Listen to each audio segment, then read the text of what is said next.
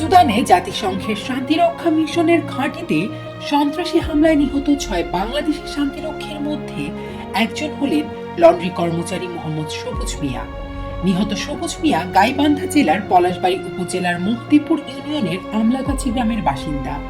তিনি মৃত হাবিবুর রহমান ও সখিনা বেগমের ছেলে। ছোটবেলায় বাবাকে হারান সবুজ। প্রায় 7-8 বছর আগে সবুজ মিয়া বাংলাদেশ সেনাবাহিনীতে লন্ড্রি কর্মচারী হিসেবে যোগ দেন। এক ভাই ও এক বোনের মধ্যে সবুজ মিয়া ছিলেন ছোট। তার বড় বোনের বিয়ে হয়েছে। সবুজ মিয়া 1 বছর আগে নাটোর জেলায় বিবাহ করেন। তার স্ত্রী ও মা বর্তমানে বাড়িতে অবস্থান করছে। 3 মাস আগে ছুটিতে বাড়িতে এসে পুনরায় কর্মস্থলে যোগ দেন তিনি। এদিকে সবুজ মিয়ার মৃত্যুর খবরে তার মা, স্ত্রী সহ স্বজনদের মাঝে শোকের মাদল চলছে। একই সঙ্গে পুরো গ্রাম জুড়েই নেমে এসেছে শোকের ছায়া। উল্লেখ্য, সেনাবাহিনীতে সবুজ যোগদান করেছেন 2010 সালে।